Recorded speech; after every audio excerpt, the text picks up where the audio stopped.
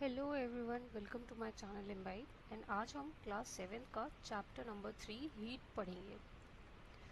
You know that woollen clothes are made from animal fibres. You also know that cotton clothes are made from plant fibres. जितने भी woollen clothes होते हैं आपको मालूम होगा कि हम वो सारे ही एनिमल फाइबर से प्रोड्यूस करे जाते हैं। एंड जो कॉटन क्लोथ्स होते हैं वो सारे प्लांट फाइबर से बनाए जाते हैं। We wear woollen clothes during winters when it is cold outside. जब बाहर ठंडियाँ होती है तो हम वुलन क्लोथ्स पहनते हैं। वुलन क्लोथ्स हमें गर्म रखते हैं। We prefer to wear light coloured cotton clothes when it is hot. हम गर्मी के टाइम लाइट कलर के कॉटन के कपड़े पहनते हैं। ये भी हमें ठंडापन गर्मियों में फील करवाते हैं। You might have wondered why particular types of clothes are suitable for a particular season. Ice cream क्या है? Ice cream is cold, right? It's a cool object. Next is spoon in a tea cup. It is spoon in a tea cup. चाय में spoon कैसा है? Cold है या warm है? Fruit juices कैसे होते हैं? ठंडे या गर्म? Handle of a frying pan का हैंडल कैसा होता है? हॉट या कोल्ड ऑब्जेक्ट या warm object? Next C, do not touch objects which are too hot. जो बहुत ज़्यादा गर्म है उनको आप टच मत करिए. Be careful while handling a candle flame और अ स्टोव. अगर स्टोव या कैंडल फ्लेम आप यूज़ कर रहे हैं तो आपको केयरफुल रहना होगा.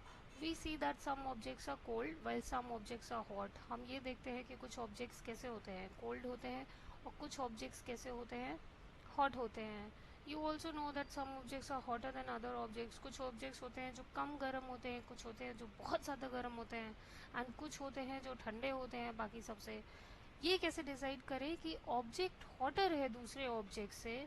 We often do it by touching the objects. हम टच करके पता करें ये ज़्यादा गर्म है, ये कम गर्म है. बट क्या हमारा सेंस ऑफ टच रिलायबल है? क्या ये हम इस पे विश्वास कर सकते हैं? तो लेट अस फाइंड आउट. है ना, किसी को हो सकता हो कोई ऑब्जेक्ट ज़्यादा गर्म लगे, वो कह दे कि नहीं ये तो बहुत ज़्यादा गर्म है, नहीं ये वाला ज़्यादा गर्म है. ठीक है, let us find out. Activity हम 3.1 करेंगे. इस एक्टिविटी में 3 टब्स लिए गए हैं, कंटेनर्स लिए गए हैं. उसमें ए बी सी आपने मार्क कर दिया है. क्या किया आपने? पहले जो ए कंटेनर है इसमें आपने कोल्ड वाटर लिया है, हॉट वाटर लिया है दूसरे ऑब्जेक्ट में.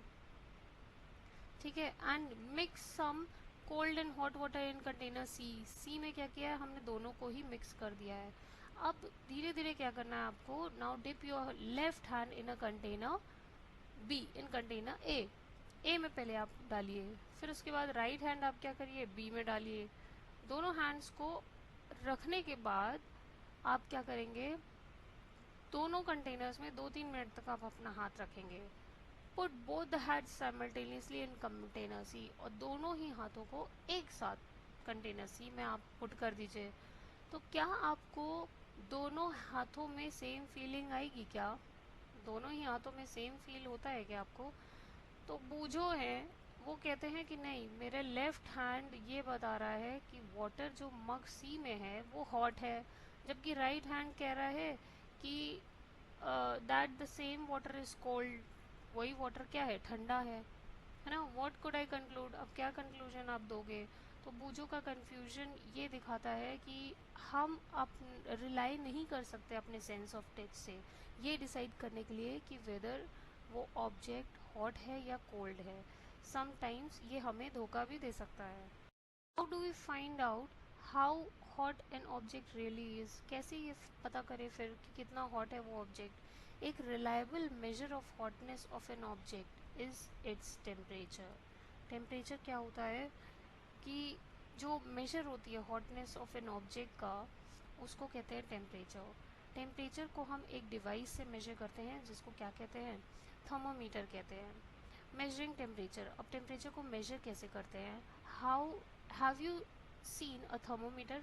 थर्मोमीटर कभी आपने देखा है? रिकॉल करिए, when someone else when you or someone else in your family had fever. किसी की फीवर था तो टेम्परेचर आपने किससे नापा था? थर्मोमीटर से। थर्मोमीटर क्या करता है? हमारी बॉडी के टेम्परेचर को मेजर करता है, ठीक है। और वो ऐसे थर्मोमीटर को कहते हैं क्लिनिकल थर्मोमीटर, ठीक है। अब आपको क्या करना है? Hold the thermometer in your hand, अपने हाथ में थर्मोमीटर को पकड़िए, ठीक है। इस तरह का क्लिनिकल थर्मोमीटर होता है, पहले होता था, है ना। आजकल तो ये थर्मोमीटर मर्करी थर्मोमीटर है ये, और आजकल ऐसे थर्मोमीटर में अब तो इलेक्ट्रिक थर्मोमीटर आते हैं, राइट। अब क्या है, आपको क्या करना है? एग्जामिन करना है उसको केयरफुली। अगर आपके पास थर्मोमीटर नहीं है तो आप किसी फ्रेंड से शेयर कर सकते हैं। क्लिनिकल थर्मोमीटर कुछ ऐसा दिखता है जैसा फिगर में आप देख सकते हैं। क्लिनिकल थर्मोमीटर में क्या होता है? एक नैरो क्या है यहाँ पर? एक नैरो क्या है? ग्लास ट्यूब है, right. Narrow uniform glass tube है। इसके क्या है? एक एंड पे बल्ब है, ठीक है। और इस बल्ब में क्या होता है? मरकरी होता है प्रेजेंट, ठीक है। मर्करी डाली जाती है। आउटसाइड द बल्ब क्या है? एक छोटा सा स्मॉल शाइनी थ्रेड है मर्करी का, जो आप देख सकते हैं। यहाँ थ्रेड दिख रही है ना आपको, right. If you do not see the mercury thread, अगर आपको मर्करी थ्रेड नहीं दिख रही है तो आपको क्या करना है? रोटेट करना है थर्मोमीटर को थोड़ा सा, ठीक है, ताकि जैसे ही वो दिखने लग जाए, ठीक। You will also find a scale on thermometer, एक स्केल भी आपको दिखेगी। ये देखिए स्केल बनी है ना, 35, 36, 37 जहाँ पे लिखा हुआ है, ठीक है। एक स्केल भी आपको देखने को मिलती है। अब ये स्केल पे क्या है? टेम्परेचर मेजरमेंट है, ठीक है। डिग्री सेल्सियस जो कि में प्रेजेंट है, ठीक है। The scale we use is Celsius scale indicated by degree Celsius. Now see, Bujo wondered which of the two scales shown in figure 3.2 should he read. Pahili told him that India has adopted Celsius scale and we should read that scale. The other scale with the range of 94 to 108 degrees Celsius is Fahrenheit scale. भाई thermometer में Fahrenheit scale भी दी होती है, Celsius scale भी दी होती है। India में हम डिग्री सेल्सियस में ही मोस्टली मेजर करते हैं। क्लिनिकल थर्मोमीटर में जो स्केल का रेंज होता है वो बेटा कहाँ तक से होता है? 35 degree Celsius to 42 degree Celsius present होता है। एक्टिविटी 3.2, चलिए रीडिंग अ थर्मोमीटर, कैसे रीड करेंगे हम थर्मोमीटर को? Let us learn how to read a thermometer. First, note the temperature difference indicated between two bigger marks. क्या करना है आपको? पहले तो टेम्परेचर डिफरेंस आप नोट करिए दो बड़े मार्क्स के बीच में। Also note down the number of divisions भी नोट करते रहिए, shown by smaller marks between these marks, ठीक है। छोटे छोटे जो स्मॉलर मार्क्स हैं उनके बीच में।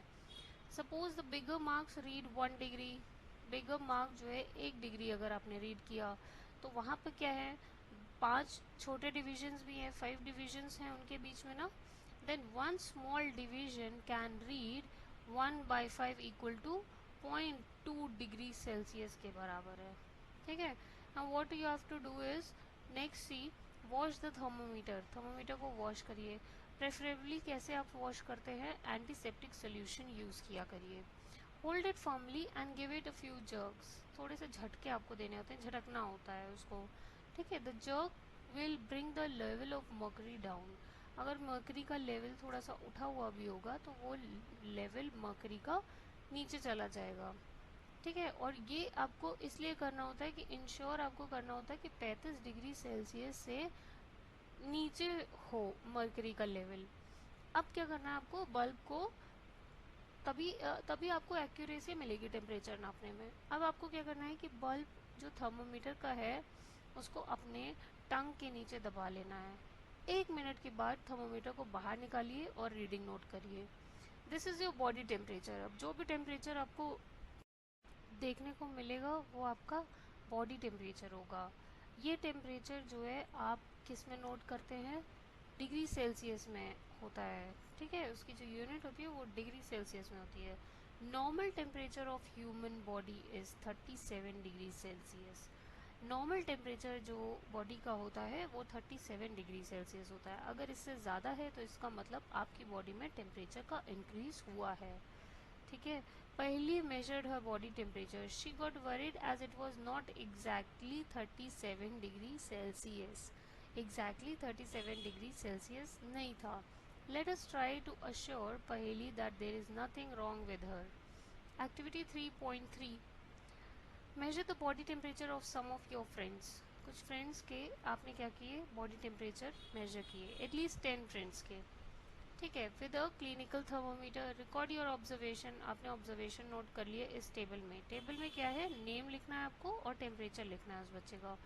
अगर body temperature of every person, क्या आप देख रहे हैं क्या 37 डिग्री सेल्सियस ही है हर बच्चे का, एग्जैक्ट वो भी क्या 37 है. The temperature of every person में नॉट बी 37, नहीं होगा भाई. It could be slightly higher, थोड़ा सा हल्का सा ज़्यादा भी हो सकता है, हल्का सा कम भी हो सकता है. Actually what we call normal temperature is average body temperature of large number of healthy persons. जितने काफ़ी ज़्यादा लोगों का ये जो एस्टिमेट निकाला जाता है 37 डिग्री सेल्सियस का, कि ये जो है नॉर्मल बॉडी टेम्परेचर होता है, वो एवरेज होता है. हेल्दी पीपल का हम टेम्परेचर नाप के जो एवरेज बॉडी टेम्परेचर होता है वो 37 निकाला गया. अगर कोई clinical thermometer is designed to measure the temperature of human body only, केवल इंसानों का ही टेम्परेचर ये नाप सकती है. The temperature of human body normally does not go below 35 degree Celsius और above 42 degree Celsius. Clinical thermometer केवल ह्यूमन बॉडी का ही थर्मोमीटर मेजर करती है. ये नहीं कि आपके पास अगर पेट है, बिल्ली है, डॉग है, तो आप उनका भी थर्मोमीटर से मेजर करने लग गए टेम्परेचर, नहीं आपको मिलेगा. ठीक है. The temperature of human body, जो नॉर्मल ह्यूमन बॉडी है, वो उनका टेम्परेचर यूजुअली 35 से नीचे नहीं जाता, ना 42 डिग्री सेल्सियस से ऊपर जाता है. इसलिए स्केल में यही रेंज ही रहता है टेम्परेचर का. ठीक है. Bojo got a naughty idea. He wanted to measure the temperature of hot milk using a clinical thermometer. उनको क्या हुआ, बोजो को उसको मिल्क का टेम्परेचर नापना था, तो उसने सोचा कि चलो हम थर्मोमीटर से ही नाप लेते हैं. आप क्लिनिकल थर्मोमीटर को अदर किसी ऑब्जेक्ट पे ना यूज़ करिए. ठीक है. ऑल्सो आपको थर्मोमीटर को किसी गरम फ्लेम के पास या फिर सन के पास नहीं रखना होता है. भाई कांच का है, राइट, ब्रेक टूट सकता है.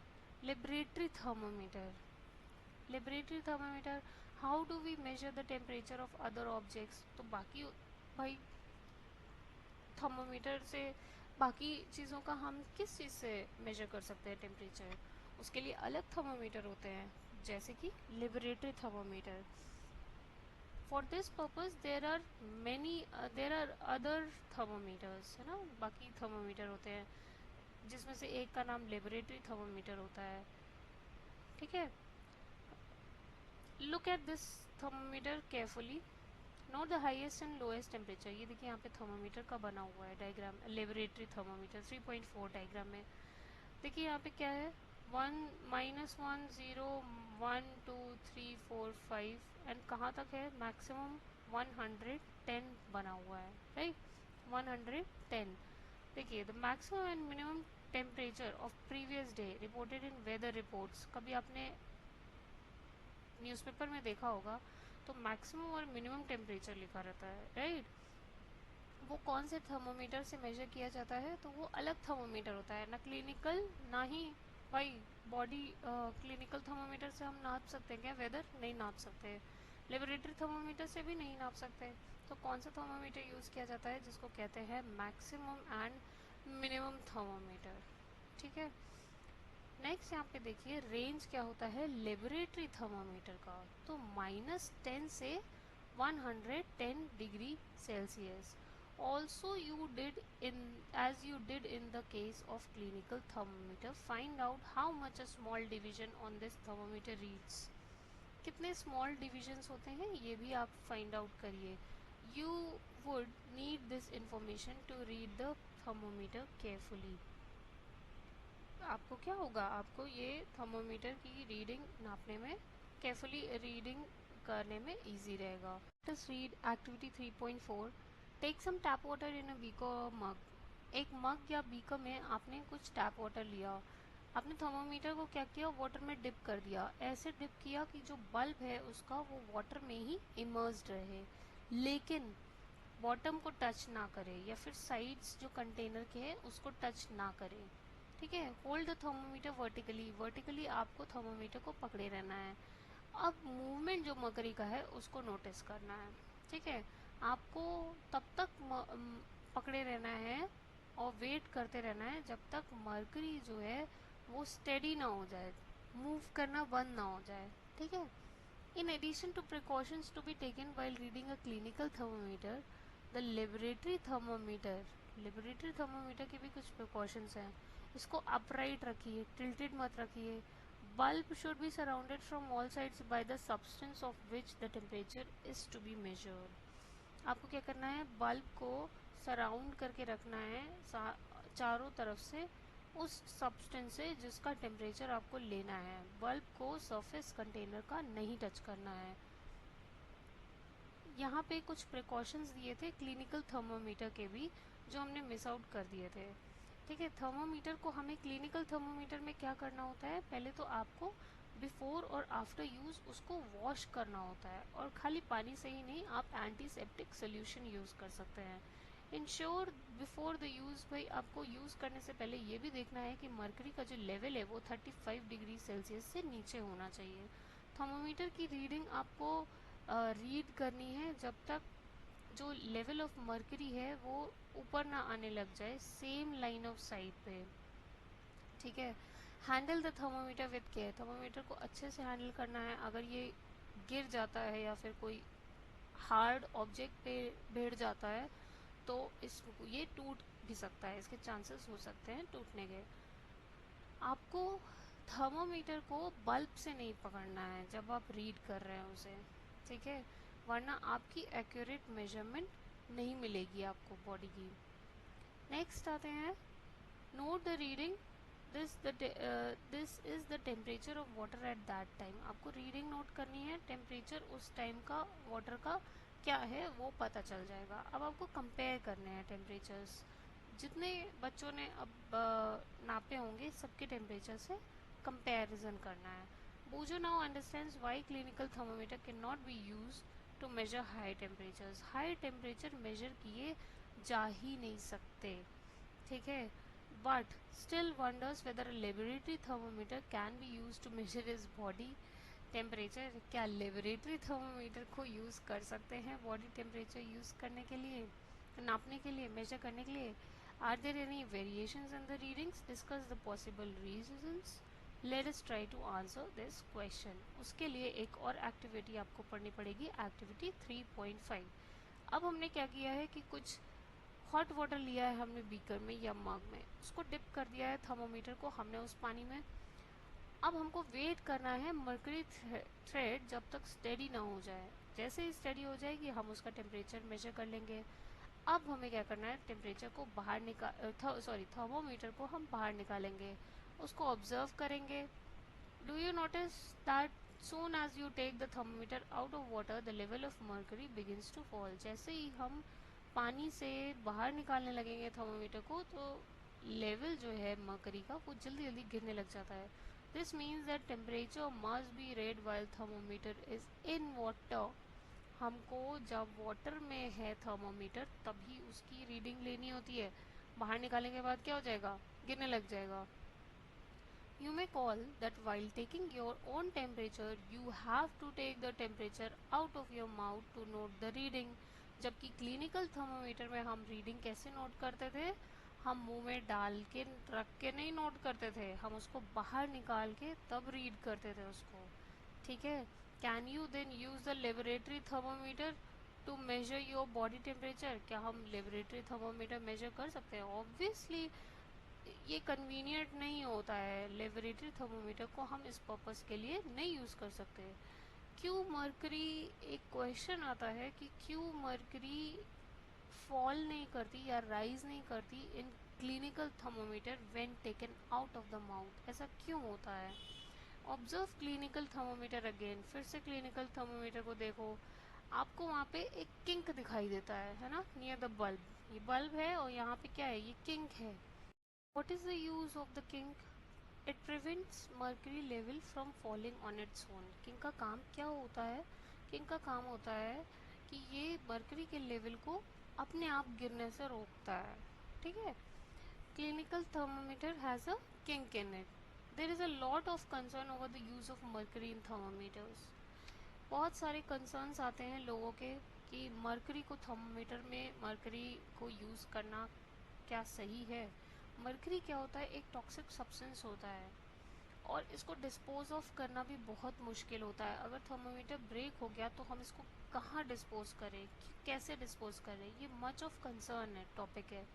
तो इसलिए आजकल डिजिटल थर्मोमीटर्स आपको इस तरह से अवेलेबल होते हैं मार्केट में, है ना, जहाँ पर मरकरी का यूज़ नहीं होता है। Transfer of heat, next topic is transfer of heat. You might have observed that a frying pan becomes hot. Frying pan hot हो जाता है जब हम फ्लेम पे रखते हैं, गैस पे रखा हमने, तो फ्राइंग पैन कैसा हो जाता है, हॉट हो जाता है।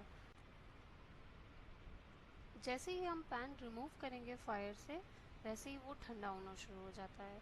ठंडा क्यों होने लगा, क्योंकि जो हीट है वो पैन से अब ट्रांसफ़र होने लगेगी सराउंडिंग को।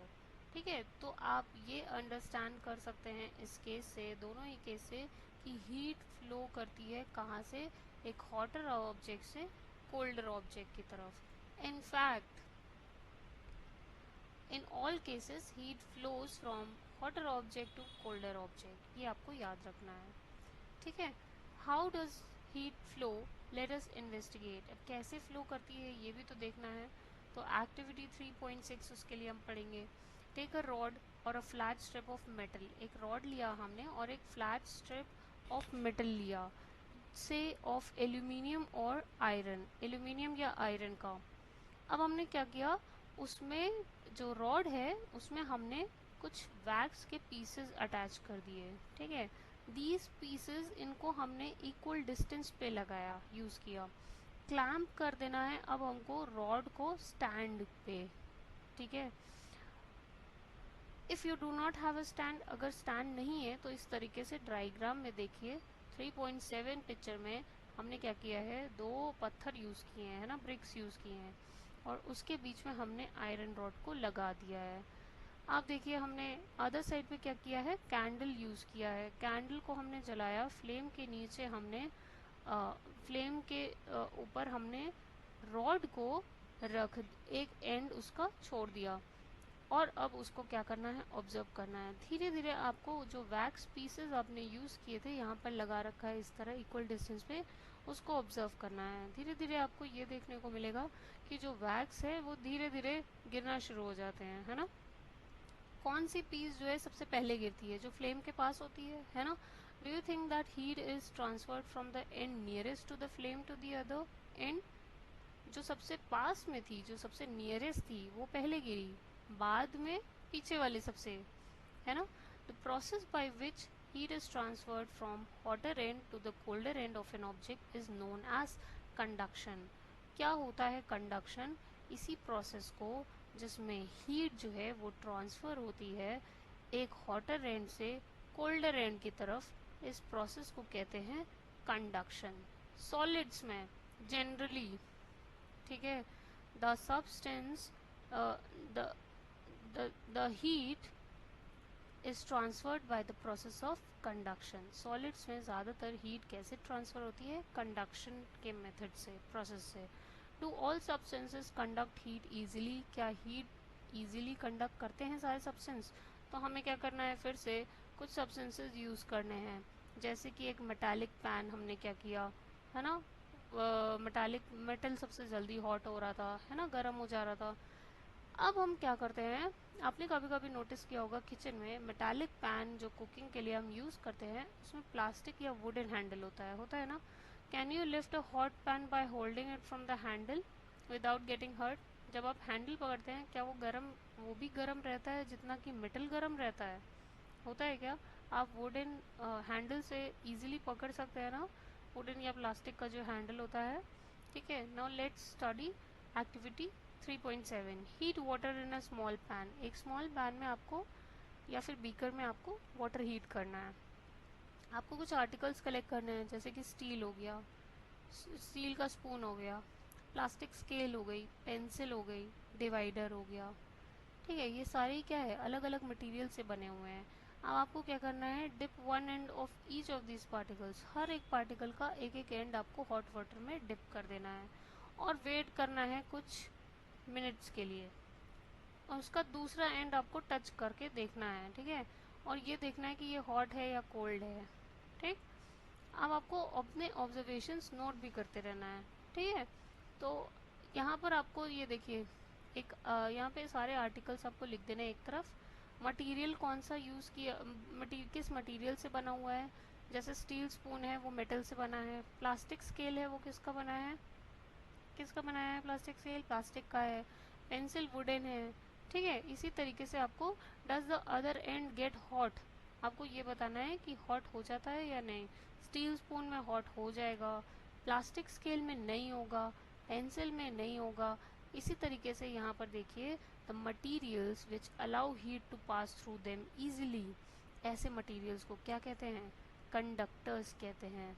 यानी कि जो स्टील स्पून था वो क्या था, एक कंडक्टर था। For example aluminium, aluminium, iron, copper, ये सभी क्या है, ये सब कंडक्टर्स हैं। और वो मटेरियल जो हीट को पास नहीं होने देते अपने थ्रू इजीली, उनको पुअर कंडक्टर्स ऑफ हीट कहते हैं। जैसे कि प्लास्टिक और वुड, जैसे कि आपने जो एक्सपेरिमेंट किया था इसमें क्या था, पेंसिल और प्लास्टिक स्केल, ये क्या थे, ये इनको इंसुलेटर्स कहते हैं या poor conductors of heat. The water and air are poor conductors of heat.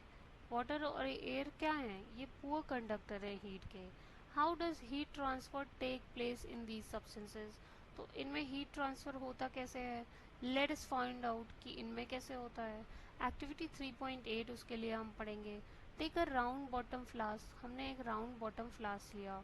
अगर फ्लास्क अवेलेबल नहीं है तो हम बीकर यूज़ कर सकते हैं। उसको क्या करना है, 2/3 वाटर से फिल कर देना है। Place it on a tripod stand, tripod stand पे आप प्लेस कर दीजिए। ट्राइपॉड स्टैंड क्या होता है, एक स्टैंड होता है जो ट्राइंगल शेप का होता है। ठीक है, इस तरीके से होता है। ठीक है, यहाँ पर आप क्या करते हैं, अपना बीकर या कुछ भी आप उसके ऊपर प्लेस कर देते हैं। Place it on a tripod stand और make some arrangement to place the flask in such a way that you can heat it by placing a candle below it. ठीक है, आपको क्या करना है, कैंडल इसके नीचे या बर्नर आप यूज़ कर सकते हैं। अब क्या करना है हमको, वाटर में जो वाटर को हमें क्या करना है, wait till the water in the flask is still, जब तक स्टिल ना हो जाए हमें उसको वेट करना है। अब क्या करना है, क्रिस्टल डालना है पोटेशियम परमैंगनेट का फ्लास्क के नीचे। ठीक है, एक स्ट्रॉ यूज़ करिए और उस स्ट्रॉ की हेल्प से आपको फ्लास्क के नीचे एक पोटेशियम परमैंगनेट का क्रिस्टल यूज़ करना है। अब आपको क्या करना है, हीट करना है वाटर को by placing the candle just below the crystal, crystal के जस्ट नीचे आप क्या करिए, कैंडल को प्लेस करिए और वाटर को हीट करना शुरू कर दीजिए। अब अपने ऑब्जर्वेशंस नोट करिए। ऑल्सो उस चीज़ का आप पिक्चर भी बना सकते हैं। जब हम वाटर को हीट करते हैं तो वाटर जो फ्लेम के पास होता है वो गर्म होना शुरू होता है। हॉट वाटर क्या होता है, वो धीरे धीरे ऊपर उठना शुरू करता है, राइजेज अप। कोल्ड वाटर क्या करता है, जो साइड से वो नीचे की तरफ मूव होना शुरू हो जाता है। ये आप ऑब्जर्व कर पाएंगे पोटेशियम परमैंगनेट की हेल्प से। ठीक है, this water also gets hot, ये वाटर हॉट हो जाता है और rises and water from the sides move down. इस प्रोसेस को जो कंटिन्यूअस चलता रहता है जब तक कि वाटर हीट नहीं हो जाता, इस मोड ऑफ हीट ट्रांसफर को क्या कहते हैं, कन्वेक्शन कहते हैं। How does heat travel in air, अब एयर में कैसे ट्रैवल करती है हीट और किस डायरेक्शन में स्मोक जाता है ना। तो air, the air near the heat source get hot and rises, जो हीट सोर्स के पास जो भी एयर होती है वो गर्म हो जाती है और ऊपर उठना शुरू हो जाती है। Air from the side, side से जो एयर होती है वो नीचे की तरफ आ जाती है और उसकी जगह ले लेती हैं। ठीक, in this way the air gets heated. Following activity एक दी हुई है जिसमें ये शो किया गया है। ठीक है, लाइट अ कैंडल, आपने क्या करना है, कैंडल एक लाइट करनी है, जला देनी है। एक हाथ को आप क्या करेंगे, जस्ट बिलो द फ्लेम रख लीजिए। ठीक है, और दूसरे हाथ को साइड में रख लीजिए। आपको क्या इक्वली हॉट फील होता है, अगर नहीं तो बताइए कौन से हाथ को ज़्यादा गर्म आपको फील होता है, कौन से हाथ में और क्यों। आपको ये भी इंश्योर करना है, केयरफुल रहना है उसमें भाई। आपको अपने हाथों को सेफ रखना है, डिस्टेंस थोड़ा सेफ डिस्टेंस पे रखिए अपने हाथ को फ्लेम से, ताकि आप जले ना। नोटिस करना है कि देखिए इस तरीके से एक हाथ को आपने जस्ट अबव द फ्लेम रखा और एक हाथ को साइड्स में रखा। अब आपको नोटिस करना है कि टॉप पे जो एयर है वो कन्वेक्शन के थ्रू हीट हो रही है, देयरफॉर इसीलिए हैंड जो है above the flame feels hot. Sides में क्या होता है, हाउएवर कोई कन्वेक्शन नहीं हो रहा है, तो air does not feel as hot as at the top, उतना गर्म आपको फील नहीं होता है। The people living in coastal areas में जो लोग रहते हैं वो एक एक्सपीरियंस करते हैं एक बहुत ही इंटरेस्टिंग सा फिनोमेना। जब दिन होता है तो लैंड गेट्स हीटेड फास्टर, है ना। दिन के टाइम क्या होता है, लैंड गेट्स हीटेड फास्टर, पानी से जल्दी लैंड हीट करता है, तो एयर जो होती है लैंड की वो गर्म हो जाता है और ऊपर की तरफ उठने लग जाती है। The cooler air from the sea rushes in towards the land to take its place. जो ठंडी हवा होती है वो तुरंत लैंड की तरफ भागने लग जाती है और उसकी जगह ले लेती है। वार्म एयर जो लैंड की तरफ होती है वो सी की तरफ मूव कर जाती है इस साइकिल को कंप्लीट करने के लिए। The air from the sea is called the sea breeze. इस हवा को क्या बोलते हैं जो सी से आती है, उसको सी ब्रीज कहते हैं। जो कोस्टल एरियाज में घर बने होते हैं जिनके, उनके घरों में जो खिड़कियां होती हैं वो सी की तरफ फेस करती हैं। ठीक है, ऐसा क्यों करते हैं, क्योंकि ठंडी जो सी ब्रीज है उसको रिसीव करने के लिए। रात के टाइम क्या होता है, इसका जस्ट एग्जैक्टली रिवर्स होता है। रात के टाइम वाटर जो है वो जल्दी कूल होता है ना। सॉरी, वाटर जो है वो cools down more slowly than the land. Land जल्दी ठंडा होगा, तो क्या होगा, जो कूल एयर होगा लैंड से वो सी की तरफ मूव करेगा। इस एयर को क्या बोलते हैं, सी ब्रीज, लैंड ब्रीज कहते हैं। This is called land breeze. When we come out in the sun, हम जब धूप में आते हैं तो हमें वार्म फील होता है ना। जो हीट होती है वो हमारे तक पहुंचती है। अब क्योंकि ये हमारे तक कंडक्शन या कन्वेक्शन से तो पहुंच नहीं सकती, क्योंकि कंडक्शन और कन्वेक्शन में मीडियम की ज़रूरत होती है, जैसे कि एयर, है ना, जो कि most part of the space होती है बिटवीन अर्थ एंड सन। कोई मीडियम नहीं होता है एयर में, राइट। अब देखिए, तो सन जो है, कैसे हमें सन की कैसे हमें सन की हीट मिलेगी, तो सन से हमें जो हीट आती है वो आती है एक अनदर प्रोसेस से, जिसको कहते हैं रेडिएशन। तो transfer of heat by radiation, इसमें कोई भी मीडियम की रिक्वायरमेंट नहीं होती है। It takes place whether medium is present और नॉट। अगर मीडियम प्रेजेंट है तो भी, अगर मीडियम नहीं है तो भी। जब हम बाहर बैठते हैं रूम हीटर में, जब हम अंदर घर में बैठते हैं तो हीट हमें हीट मिलती है इसी रेडिएशन के प्रोसेस से। ठीक है, कोई हॉट यूटेंसिल है, अगर हमने फ्लेम से दूर रख दिया, है ना, और वो क्या होने लगता है, ठंडा होने लग जाता है। ऐसा क्यों होता है, क्योंकि वो ट्रांसफ़र करता है हीट सराउंडिंग से, सराउंडिंग टू द सराउंडिंग, ठीक है, सराउंडिंग को बाय रेडिएशन। ठीक है, हमारा बॉडी भी क्या होता है, हमारी बॉडी भी हीट रेडिएट करती है सराउंडिंग में, है ना, and receives heat from it by radiation. उससे भी जब हमें हीट चाहिए होता है तो हमको रेडिएशन से हीट मिलती है। सारी ही हॉट बॉडीज़ क्या करती हैं, रेडिएट करती हैं हीट।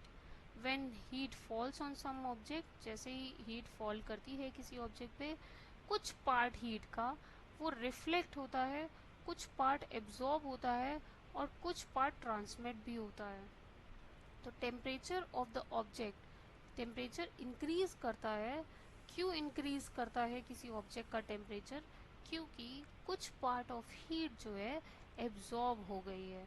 ठीक है, और अगर कभी आपने ये भी नोटिस किया होगा कि हमें अम्ब्रेला की यूज़ करने को कहा जाता है जब गर्मी होती है, right. Now see 3.5 heading, kinds of cloth we wear in summer and winter. कौन से टाइप के हम कपड़े यूज़ करते हैं समर और विंटर में। You know that in summer में हम प्रेफरेबली लाइट कलर के क्लोथ्स पहनते हैं, विंटर में हम यूजुअली डार्क कलर के क्लोथ्स पहनते हैं। ऐसा क्यों? तो एक्टिविटी आइए 3.10 पढ़ते हैं। Take 2 identical tin cans. हमने 2 आइडेंटिकल टिन कैंस यूज़ किए लिए।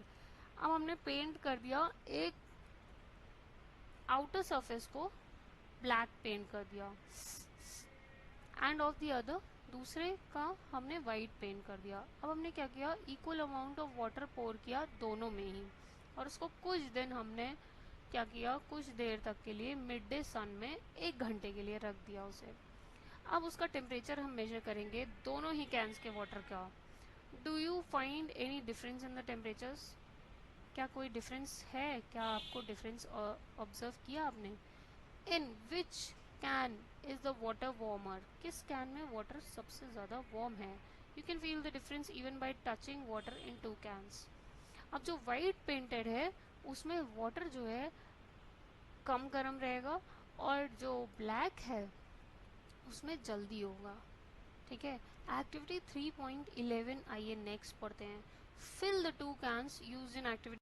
दोनों ही कैंस को आपको क्या करने हैं, भरने हैं सेम अमाउंट ऑफ वाटर से। इस बार पानी आपका कैसा होगा, हॉट वाटर होगा, और से आप कह सकते हैं 60 डिग्री सेंटीग्रेड पे। ठीक है, दोनों ही सेम टेम्परेचर पे रहेंगे। दोनों ही कैंस को आपको क्या करना है, रूम में शेड में छोड़ देना है 10-15 मिनट तक के लिए। 10-15 मिनट बाद आप उसका टेम्परेचर मेजर करेंगे। Does the temperature of both water in both the cans fall by the same amount? क्या जो टेम्परेचर होता है उनका दोनों का क्या सेम अमाउंट पे गिरेगा? Do these activities suggest to you the reason why it is more comfortable to wear white or light color clothes in the summer and dark colored clothes in the winter? इन दोनों ही activities से हमको ये समझ में आ जाएगा कि हम क्यों यूज़ करते हैं लाइट कलर के क्लोथ्स समर में और डार्क कलर के क्लोथ्स विंटर में। डार्क सर्फेसेस क्या करते हैं, ये ज़्यादा एब्जॉर्ब करते हैं heat, therefore we feel comfortable इसलिए in dark colored clothes in winter। Light colour के क्लोथ्स क्या करते हैं, ये ज़्यादा से ज़्यादा हीट को रिफ्लेक्ट करते हैं जो भी इस पे फॉल करती है, therefore इसलिए हम कंफर्टेबल फील करते हैं लाइट कलर के क्लोथ्स अगर हम समर में पहन के निकलते हैं। Woollen clothes keep us warm in winter. अब ये भी देखते हैं वुलन क्लोथ्स कैसे हमें वार्म करते हैं। विंटर में हम क्या करते हैं, वुलन क्लोथ्स यूज़ करते हैं। वूल क्या होता है बेटा, वूल होता है poor conductor of heat. More over air trap हो जाती है in between the wool fibres. Wool fibres के बीच में एयर ट्रैप हो जाती हैं। एयर क्या करता है, फ्लो हीट का प्रिवेंट करता है हमारी बॉडी से ठंडी सराउंडिंग की तरफ, इसलिए हमको वार्म फील होता है। Suppose you are given the choice in winter of using either one thick blanket. अगर आपको एक थिक ब्लैंकेट यूज़ करने को दिया जाए और 2 थिन ब्लैंकेट्स जो आपस में जुड़े हुए हों उनको यूज़ करने को दिया जाए, तो आप किसको चूज़ करेंगे और क्यों चूज़ करेंगे? क्या लेयर का फॉर्मेशन हो जाएगा एयर का इन बिटवीन द ब्लैंकेट्स? ऐसा होगा क्या? बिल्कुल होगा। ठीक है, एक लेयर फॉर्म हो जाएगी एयर की 2 ब्लैंकेट्स के बीच में।